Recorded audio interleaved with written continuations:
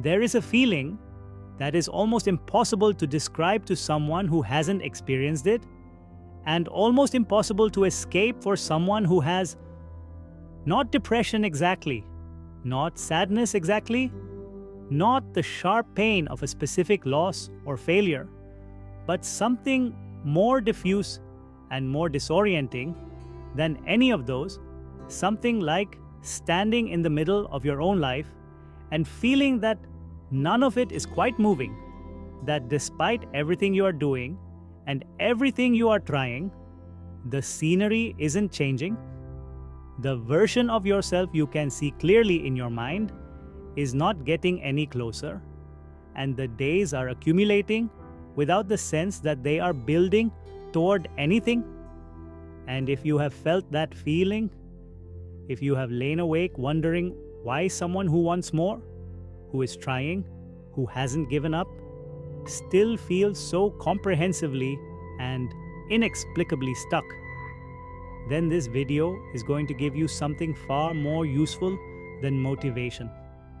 It is going to give you the psychological and neurological explanation for exactly why you feel the way you feel. Because stuck is not a life sentence.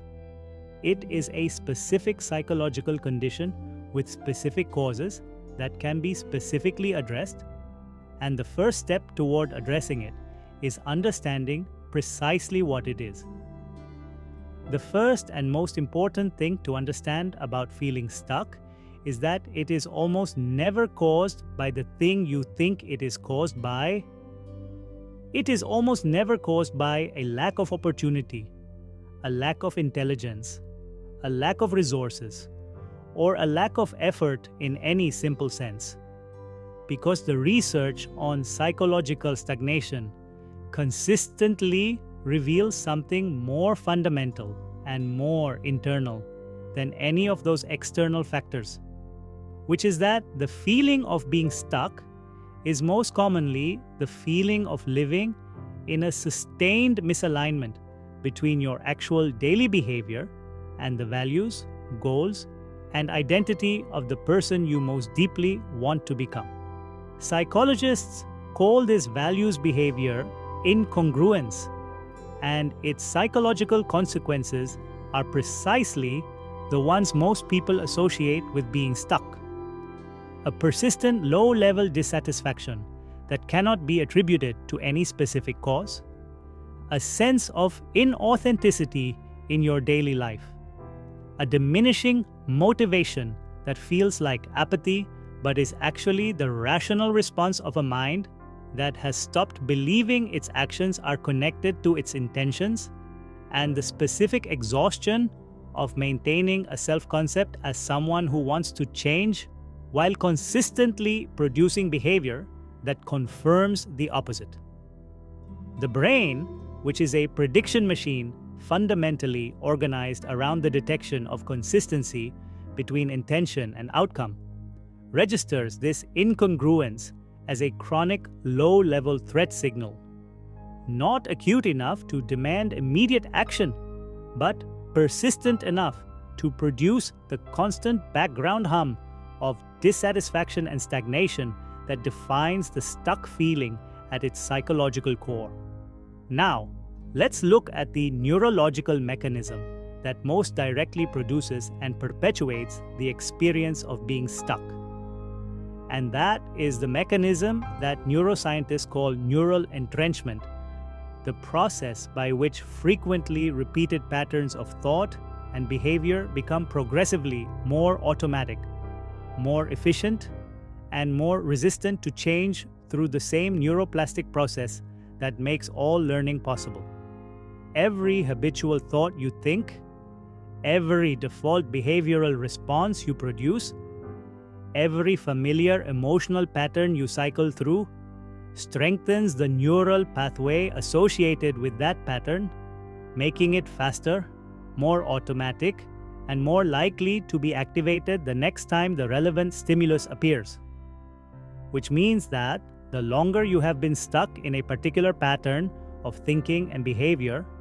the more deeply entrenched the neural infrastructure of that pattern becomes. and the more cognitive effort is required to activate the alternative pathways that a different kind of thinking and a different kind of behavior would require. This is why feeling stuck gets harder to escape the longer it persists. Not because your situation is becoming objectively harder to change, but because your brain is becoming progressively more efficient at producing the thoughts, the emotional responses, and the behavioral defaults that maintain the stuck condition, while the neural pathways associated with the change behavior you intend become progressively weaker from disuse. Understanding this is not discouraging, it is clarifying, because it tells you precisely what is needed, which is not more motivation, but more consistent activation of the new neural pathways through the repeated practice of new thoughts and new behaviors, even when those new patterns feel effortful, unfamiliar, and neurologically unnatural. Because the unfamiliarity is not evidence that the new direction is wrong. It is evidence that the neural entrenchment of the old direction is strong. And strong entrenchment is overcome not by heroic acts of willpower, but by patient, consistent, progressively accumulating repetition of the alternative. Let's now address the psychological pattern that is perhaps the single most common and most invisible cause of the stuck feeling. And that is the pattern that researchers call behavioral avoidance, the systematic sidestepping of the specific actions, conversations, decisions, and confrontations that would actually move your life forward, but that carry sufficient emotional risk of failure, risk of rejection, risk of change, risk of the specific discomfort of genuine uncertainty, that the brain has learned to root around them in favor of comfortable, familiar, emotionally safe activity that produces the feeling of effort without the reality of progress. The cruelest feature of behavioral avoidance is that it does not feel like avoidance from the inside. It feels like preparation, like responsibility, like the reasonable management of risk, like waiting until conditions are right enough to justify the attempt, and the person who has been stuck for years is almost always someone who has been genuinely busy, genuinely trying, genuinely expending effort, but expending it on everything except the specific uncomfortable, emotionally risky actions that their particular stuck condition actually requires. The research by psychologist Stephen Hayes on acceptance and commitment therapy identifies the willingness to experience negative emotion